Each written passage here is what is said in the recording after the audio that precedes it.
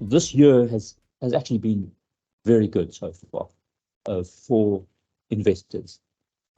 Where, okay, 10% on rand terms, it's not too bad, and that's for the 7 months. And I put in there in the last column just for interest sake as well, because it's quite useful. Where have we come over the last 10 years? This number does move, but I mean, last 10 years hasn't been great shakes at a 10%. We actually need a much higher return than that. So 10% for the 7 months, and we've got 10%. Globally, a very good picture. If we take the global MSCI ACWI All Country Index, 18% this year, year to date. Long term, 8.5%, and that's in dollar terms. If we take the 10-year depreciation of the rand, we're tracking now at 6.5% over the 10 years. So on all of those dollar numbers, you can add another 6.5% over the 10 years. The S&P has been the star standout. The US market, the top 500 companies. I've got some stats on that. But that's where the wealthy have allocated a good chunk of their money. You're getting 12.5%, and you can add another 6.5% to equate it back to rand. So close to 20% in rand terms compared to the 10%. As I say, this year has been a fantastic at the index level, but I have got one chart there. Okay, so if we take it to the next slide, and here, just giving a little bit of a sense of the wealth creation that has happened across a range of businesses. And I put there the SA link. Many of you might know what the SA link is. This is the top performers in the US over the 30 years. And the one that comes out, well, there's many companies that we know: Amazon, Apple, Nvidia. You look at the percentage returns that these have generated over those 30 years in totality, 9,500%, 17,000%, and 19,000% for Monster. And many of you may well know the SA link. Monster is actually run by two South Africans. We bought the company way back, 1992, immigrated to the US, studied here at Wits, immigrated to the US, bought a little company called Hanson for like $1.7 million. Monster now is about a $60 billion company. And look at that percentage return. If you invested, I mean, it's pretty hypothetical because no one would have accepted the owners. And so they are exceptionally wealthy. Invested $10,000, it's up to 19 million. That's crazy, crazy returns. But that's the wealth generation that you get from companies. And we know it's not straightforward. Many businesses make it. These are the top performers. It's just incredible wealth generation that has actually taken place over the last 30, 40 years. So that's on the equities that we note. And I've got two slides just to give a little bit of a sense on the other wealth generating asset. Onto the next slide. And this is property. Now, there's many ways you can look at it, but this is now US residential property. And this is the other asset class that so many people have generated a lot of wealth from. And this gives a sense now of just how expensive the asset class is. But obviously, what's happened is the owners of this asset have really done well. It's not easy for new buyers coming in to actually buy this asset because it is so expensive. And this chart just gives a little bit of a sense of just how expensive it is relative to a renting scenario. You can see that's a lot steadier over a long period of time, but property has gone up and gone down. We had obviously the 2008 crisis where property got very expensive and then really came down dramatically, and that's that yellow line. Came down to actually very cheap levels relative to its history. But in the last couple of years, there's been a combination of two things. The asset has gone up. The median US house price now is like $400,000. And secondly, what's taken into account here to buy is the cost of financing. So as the cost of debt has gone up dramatically, i.e. the interest rates, if you look at that, cost to buy is your monthly running cost to buy an average house, $2,700 a month. It's insane numbers. I was just looking last night. There were some quotes of rent of apartment rentals in US Manhattan. I mean, $5,500. So prices are, and that's at the bare minimum. So the prices are insane. But that's where the wealth has been generated. It's the owners of assets, owners of businesses, owners of property. The next slide is also talking to just the expensiveness of property, and that's from Kevin. He's got this index of US affordability. So it's cheap or it's expensive in many on an index level, and this goes back to 1990. Not many times where it's been on the cheap side. It's really where property has sort of come down dramatically, and that was really post the global financial crisis, where there was absolute overhang of property, and the debt was the debt had to be repriced. Property was repriced, but now it's got to very expensive levels, and this is causing obviously a lot of anxiety. This is where obviously the wealthy have got wealthier because they own the asset, and the middle class and poor battle to get into the asset. So that's gives a little bit of sense of property. There's so many different stats looking at it, but it's those two asset classes, and obviously we don't generally concentrate too much on, let's say, residential property, but this is where our clients are invested as well. We obviously mainly focus on equities, and those are and that's the asset that has actually generated wealth for so many people. But if we look at what's been happening, and the concern now, if you've got the next slide, is, okay, so what we've got is broadly speaking, the market's gone up. If this, however, on a broad or equally weighted basis, the market's gone really sideways for 2 years. It's not that apparent because we always see the index, and I've got two slides coming following on from this. So it's your large market cap shares that have actually pushed that index up, but on a broad basis, it hasn't always been that straightforward. So you really had to be invested into the right shares. So broadly speaking, it's gone up. Obviously, we had the big COVID crisis, and then from there, a proper rally. But on an equally weighted basis, a lot of companies that just haven't actually fully participated. And the next two slides will give a little bit of a sense of that. So it's what this is telling us, it's been quite a narrow market. So this is for just this year to date, the top performers. And I've just highlighted in some of the names that we all recognize, but not only recognize, these are your large cap companies. NVIDIA is obviously the big one, but it's $1 trillion business now. Meta, I think it's about 700 billion. Tesla is similar. Amazon, 1.5 trillion. So it's the big companies, the big market cap businesses that have not only done well, incredibly well. These are the percentage returns in dollars year to date, just phenomenal numbers. But because of their weighting, that's actually pushed up the index, the S&P 500, a lot more, because compared to an equally weighted basis. So it's really the big name businesses, and obviously especially the tech names. We chatted a little bit about that last time. Obviously, we've had a huge run up in these FANG names. So then, just sort of juxtaposed is the sort of worst performers year to date.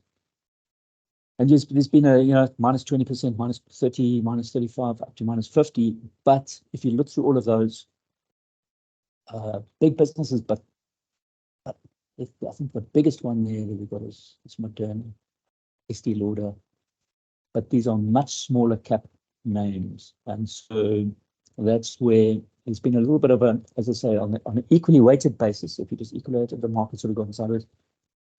But if you buy on an index basis and you've got higher weighting to those big names, they've actually pushed that index up quite nicely. So I think it's always going to be the case, but it's maybe a little bit more sharper this year to date. So the concern, to some extent, is really these interest rates. And so this is a long-term chart now. And this is where I think after all this time, we're starting to feel the pain. So what you've got here is basically interest rates going above a certain rate over time. And that's your sort of equilibrium rate, i.e. where should the interest rate level be? And that's that green dotted line. And so the information from BCA have gone back in time, and the gray vertical lines are your recession. And at each point in time where you have much higher interest rates, tighter interest rate policy above the equilibrium rate in order to cool down inflation, there is a lag effect, and then you have a recession. So far, we haven't seen that. So far, the markets try to look past that and discount that. But the question mark is almost like a little question mark at the end. At the end, there, currently the rates are higher than this equilibrium rate, and history does say a little bit more pain to come. So you've had a couple of things. Well, you've had a lot of things happen, but you've had markets actually rally up, almost as we've said, looking past or trying to look through the interest rates and saying, okay, well, we're actually reaching the peak. But I think at the individual level, at the business level, are going to start to they're going to start to bite, and it does appear on many levels that they are. So yeah, a little bit more tighter conditions typically lead to a recession, and yeah, it's been a recession that's been sort of called for a long period of time, but so far hasn't happened. All indications point that it's going to be there, and then it's just a matter of, is it going to be a short and shallow, or is it going to be a deep? And I don't think anyone ultimately really knows at this point in time. If we look at the next slide, and I've just got a couple more, but this one just gives it's a long-term picture as well, and I think that's also useful to look at just to get a sense, big picture, where we are at. And this gives a sense of when shares are cheap and when shares are expensive. And it's your relative, it's a relative yield basis. So if you think about it, a company generates a yield. Don't worry about the return, just generates a yield. How much profitability is this company generating versus how much interest am I getting out of the bonds? And so it's earnings yield minus your bond yield. And because of the additional risk that you're taking as an investor by buying into equities, as an investor, we want and demand a higher risk premium. So you want to be buying where equities are obviously on the cheaper side from an earnings perspective relative to the interest rate. And that's been at certain points. I mean, you can see the spike up there in the 2009 crisis where the yield moved up quite nicely, and you're properly rewarded after markets had fallen, after prices had come down dramatically. If we look of late, though, we had the COVID crisis, and that was a good entry point, no question about it. At that point in time, markets have got more and more expensive to the point now where not that apparent that you're getting properly rewarded with additional risk that you're taking. And that's the question that all investors are asking. Do I go? You've got the bonds on the one side; it's giving you a good return, a good yield. Equities on the expensive side.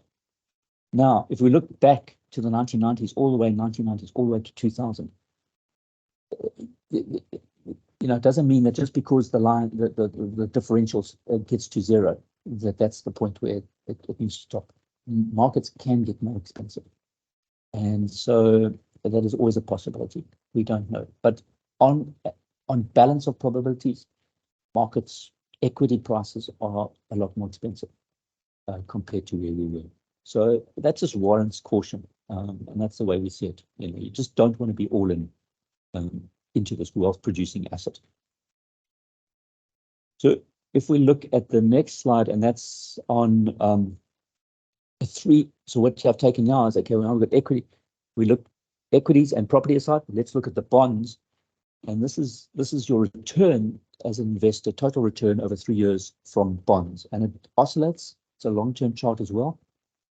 What we've also had here is as interest rates have moved up and almost reset from the zero level up to the 4.5%, 5% level, you've, as an investor or a lender, lending at 0% and then having to reset up to the 4.5%, 5% level, you've sustained a very, very poor return. You've had capital losses, and you can see there minus 13%. So it's been a very poor time to be investing or lending money to governments. We haven't necessarily felt it to the same extent here in South Africa, but there has been a bit of a reset up in interest rates. And so the question now, you sort of look at it and say, okay, from this low point, so you almost got a low point, potential low point in bonds, and a potentially a bit more expensive point in equities. There's a degree of oscillation in this. And so, yeah, sort of ask the question, what will the next 3 years look like for a bond return investor? Investing in lending money to the government.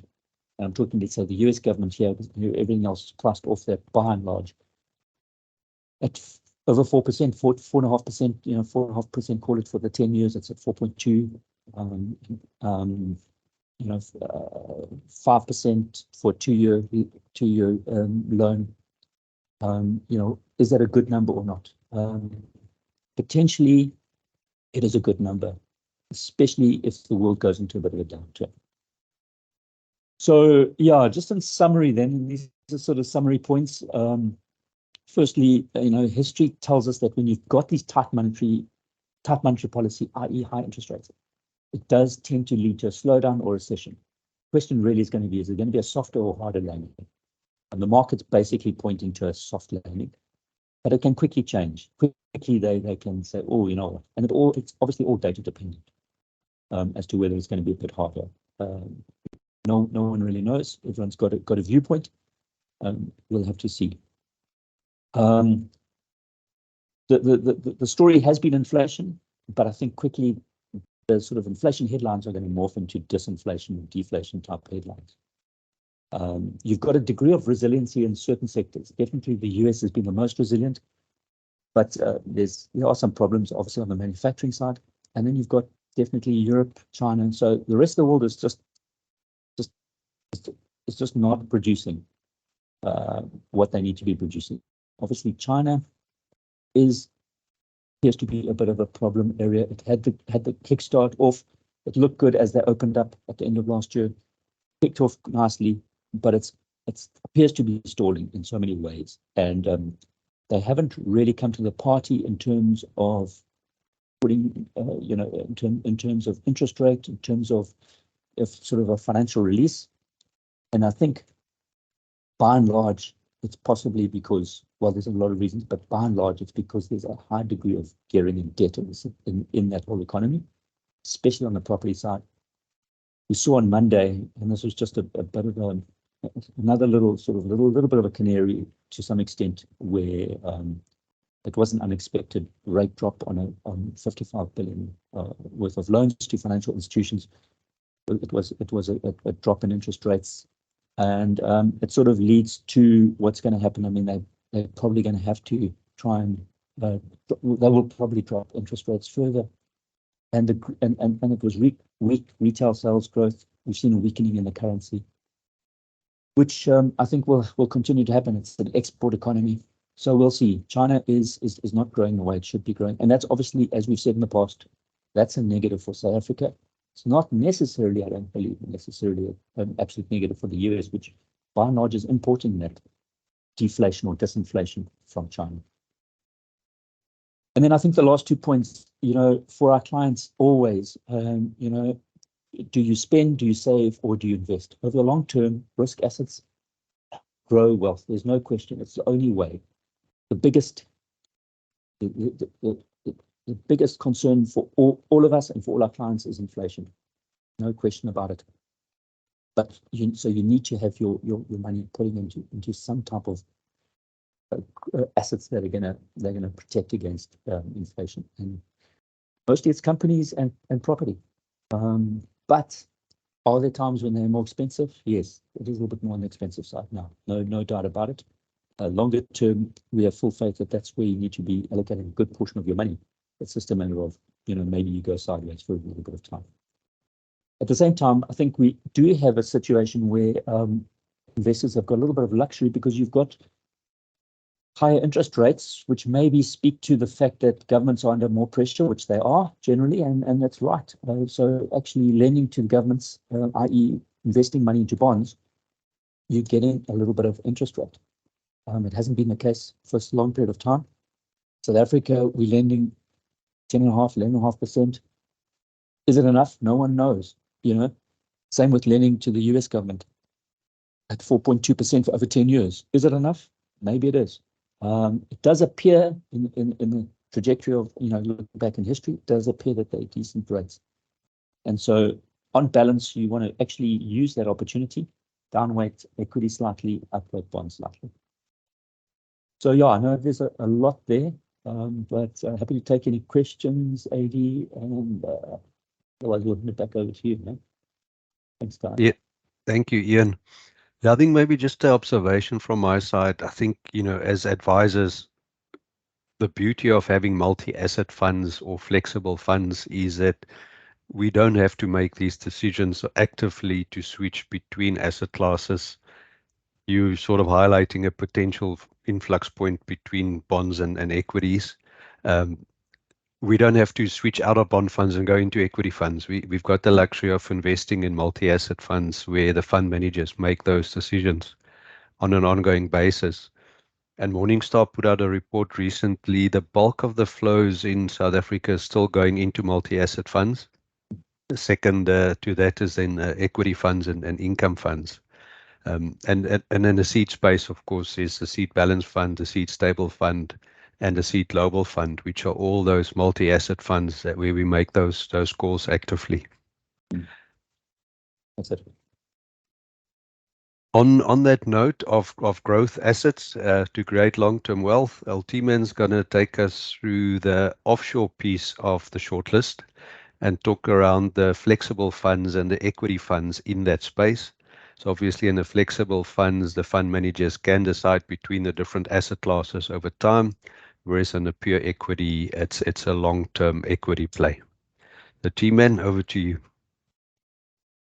Thanks, Adrian, and good morning, everyone. Like you rightly said, Adrian, these funds, the multi-asset flexible and multi-asset high equity funds on the global side are really great from that asset allocation perspective, that the client or the advisor doesn't necessarily have to make that asset allocation decision, but the individual managers can do that.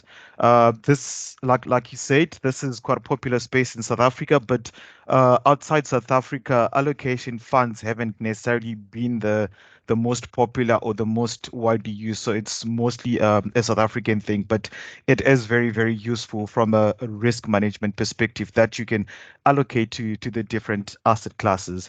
So on the shortlist, just on these allocation funds, then we've got three funds: the Seed Global Fund, which is the multi-managed fund, and the two Net Group funds, which is the Net Group Global Flexible Fund and the Net Group Core Global Funds.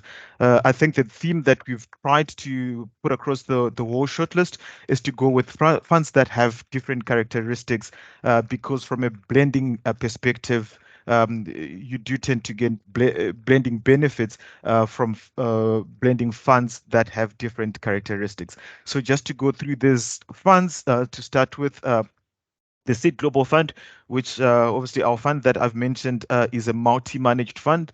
So that means the exposure that you get there is to underlying funds, as opposed to what you see on the Net Group funds, where you either get the Net Group Global Flexible, where they invest in individual securities or instruments.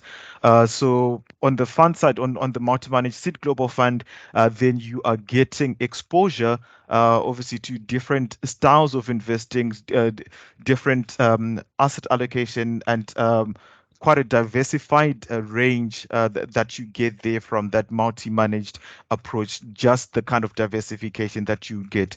So on the equity style there, I mentioned that it's style agnostic because we don't have any style that we necessarily would favor. We can go with any style dependent on where we see the long-term return properties being. So the kind of funds that you've got there, we've got quality equity funds within the seed global, like the Lindsay Train Global Equity Fund, the Fundsmith Equity Fund, and then we've also got the growth style through Bailey Gifford Scottish Mortgage, and then you've also got ETF exposure in there. Looking at the S&P 500, we've also got gold exposure and US Treasuries as an example, just for the protection. So quite a varied asset classes or funds that you get there to give you that diversification and protection, and obviously trying to capture the upside opportunities wherever they're available. The fund also makes use of structured notes, some of which Mike went through in the session last month. So quite varied structures and exposures that you get in that fund to try and give you that diversification. Moving on to the Net Group Global Flexible Fund, then that fund is managed on a contrarian valuation approach. So the fund is managed by the First Pacific advisors that are based in the United States of America.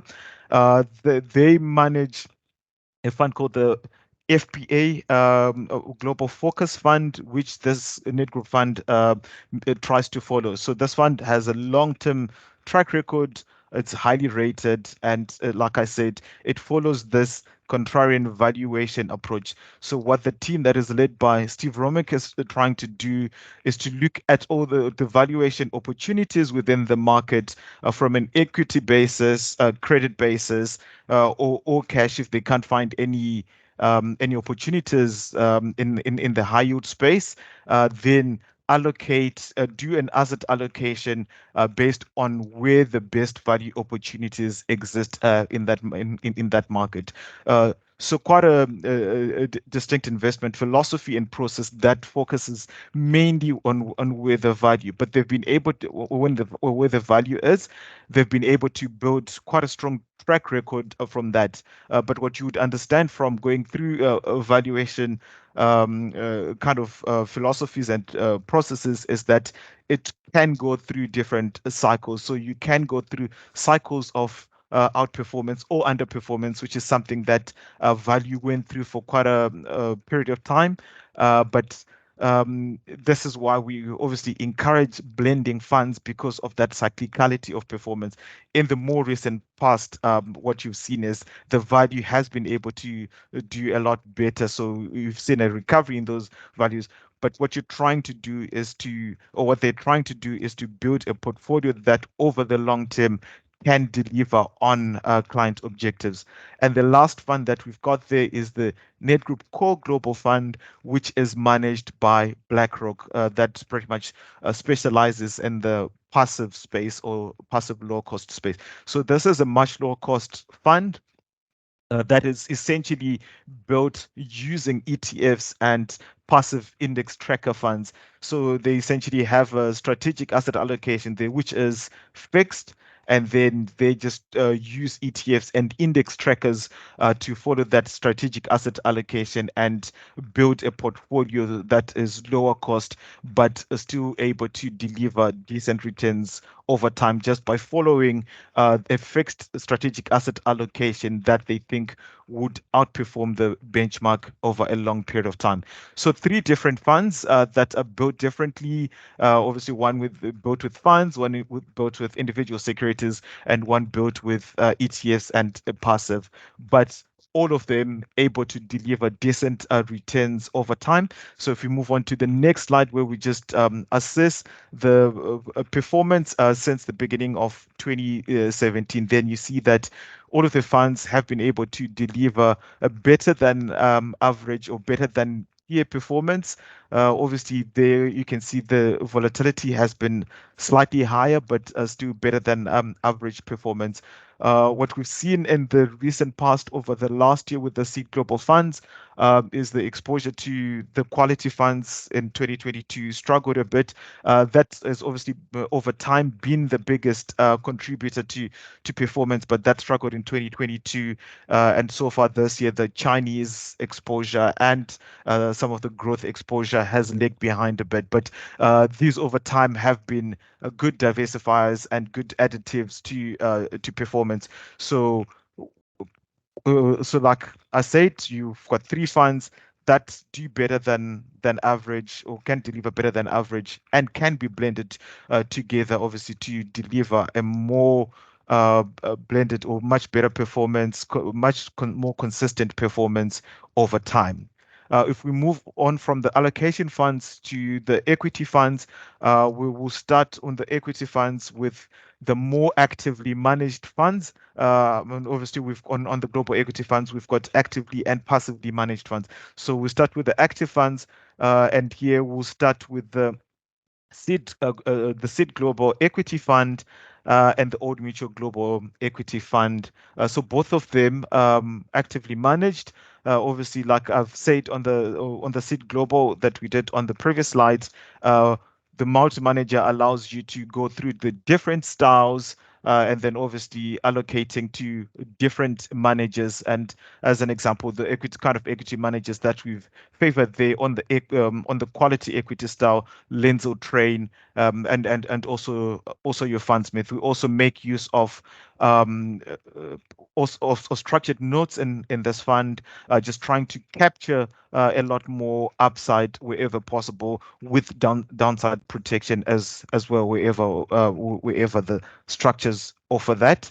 The Jupiter, the Old Mutual Global Equity Fund, which is kind of a feeder fund that is and the Old Mutual stable, but managed by the Jupiter team, is a systematic fund. So systematic, actively managed. It's a dynamic equity style that they're following. They're trying to rotate between the different styles. So this just follows on from the fact that your equity styles can go through different up and down cycles. So what they're trying to do there is to dynamically change the style between quality, growth, and value. So whichever style is obviously in favor at a certain point in time, then the engine or systematic engine that they use will allocate a lot more to that fund. So the fund has a long-term track record, a good track record, obviously over this long period of time following this systematic equity style. But obviously for a systematic, they do quite a lot of trading. So you can see the expenses are still relatively high because it's an actively managed fund that is doing quite a lot of trading there. If we move on to the next batch of actively managed funds, this is the Fundsmith, which is on the quality side, the Sands Capital Growth, which is under the BCI stable, which is on the growth side, and then the Dodge and Cox Worldwide, which is the version in South Africa, the feeder fund is the Glacier Global Stock, which is just the master fund of it. They're looking at the Dodge and Cox Worldwide Global, which is on the value side. So just to start with the Fundsmith there that you guys are familiar with, they follow a quality investment style, obviously trying to look for quality shares that they can buy and hold over a long period of time. So looking for high quality shares that can compound in value over a long period of time. And just if we look at the quality definition, then they're just looking for businesses there that have an above average cash return and obviously have lower debt and obviously have stronger competitive advantages in whichever areas of the industry that they operate in. So quite a concentrated portfolio.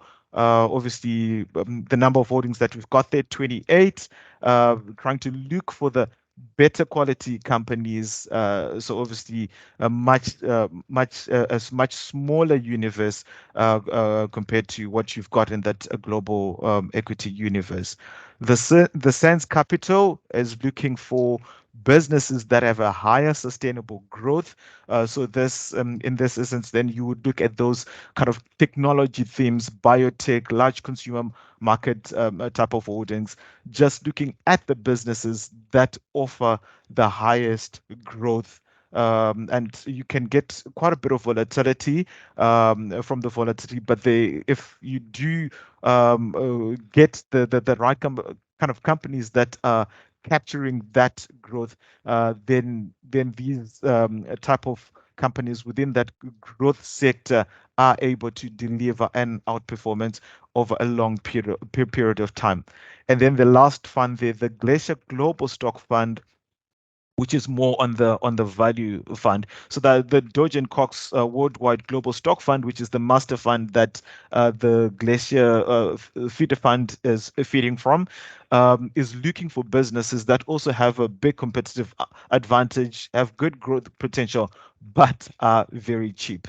So the Doge and Cox team is very highly rated globally. So long, consistent team over a long period of time that has obviously built a long track record just looking at value shares and being able to build a portfolio with value shares that can deliver an outperformance over a long period of time. Like I discussed previously, these investment style can go through cycles of out or underperformance, but these are long-term investments. So when you look at them, then even when they go through those different investment cycles, then you're still looking to find funds that over a long period of time can deliver an outperformance.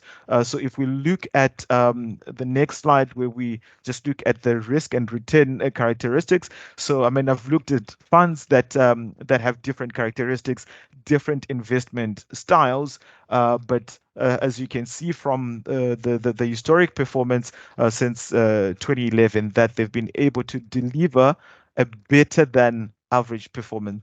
But however, to deliver that performance, the funds go through different journeys. So they're either outperforming and underperforming at different points in time. But when we built the short list, what we're really trying to do there is to give you funds that have those different characteristics, but over time are able to deliver better than average returns or deliver on what the client objectives are. And just to go through the last batch of funds, then on the global equity side, is just the index trackers where we've got the One Invest and Satrix index trackers. Both of these trackers are just are tracking the MSCI World Index, which is a developed market index, and obviously looking at the number of companies or the number of holdings that you've got within that index, quite a wide range of companies with over 1,500 companies within those indices. So quite a broad index. And I think you do see there's quite a lot where the passive managers talk about at certain periods of times, then the active managers have not been able to outperform some of the trackers. So a good way of getting exposure to the low cost trackers is just to follow a broad index like that MSCI World that we've got there. There are slight differences in the way that One Invest and Satrix are building this, but it's minor differences. They still do track the broad MSCI World Index quite efficiently or fairly well. So just the way that One Invest does it, then they just buy all the individual stocks. So it's called a full replication method, whereby they just try and buy all the stocks within the index. Satrix, on the other hand, they do what is called a sampling methodology. So they don't necessarily buy all of the constituents of the index. They buy most of the indexes so that the performance or the performance of the tracker that they've built is much more efficiently built. and still tracks as closely as possible. So you can see from the number of holdings that you've got there, one investor's 1,552 holdings, and the Satrix index is 1,092. It's just built much more efficiently by sampling whatever the constituents will give you as close as possible to the MSCI World Index return. And as you can see, I think that's when you look at the cost, the Satrix has 2 basis points uh, better on the cost side relative to the one invest, and that might be a function of just doing that sampling and maybe trying to buy the index on a much more efficient basis. But the most important thing when you look at these trackers is that they are tracking the broad index with as little tracking error as possible. So you want to deliver that index return, and whichever method, whether it's a sampling method or full replication method, then you just want to make sure that you've tracked the index as well as you can, which is what you see on the last chart, just the performance of the 2 trackers relative to the MSCI World Index. Obviously, you would expect them to just deliver a slightly less return, taking into account the costs on the trackers, but obviously in line with the MSCI World Index tracker. But what's also interesting on this chart is relative to the ASISA Global Equity category, and also those green, those gray dots that we've got, which is a lot more of the actively managed funds, that the trackers over this period from 2018 to 2023 have actually done much better than a lot of your global equity funds, which are probably more in that on the actively managed side. So you've gone through a period where the trackers have added a lot more value. But obviously, when you look at this over a long period of time, then you go through different cycles where active managers outperform, and then you've also got what has happened in the more recent past, where this tracking the MSCI World Index has outperformed your average global equity fund in South Africa. And yeah, so just giving you a wide range of actively managed and passively managed funds that you may be able to blend all these different funds together. So where you like active or where you like a lower cost, then you can blend all these funds together. And the shortlist obviously has a lot more funds just to allow you the optionality to build different solutions that can obviously meet client needs, and obviously clients have different needs, but then this all shortlist that we've obviously gone through over this period allows you to tackle those needs with the different fund options that we've given you within this range. And yeah, that's it from my side. If there are any questions, then yeah, we can handle the questions. Thank you, T-Man.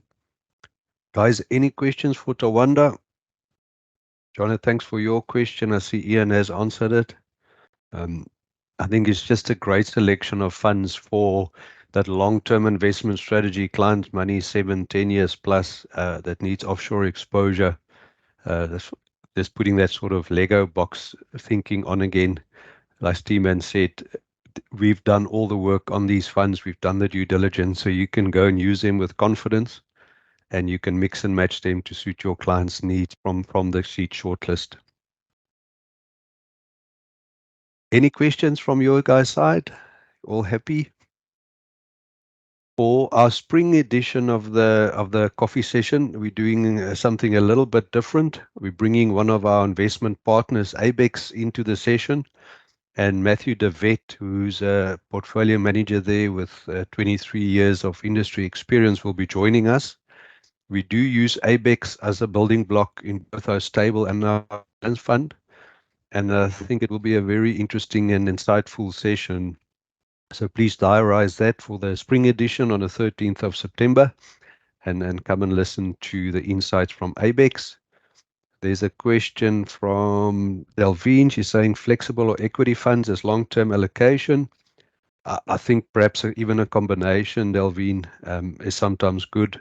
If it's a young person, 20, 30 years, you could go pure equity. Over the long run, as we've seen from all the long-term stats, equity ultimately is your best performing asset class over your 10, 20, 30-year cycles.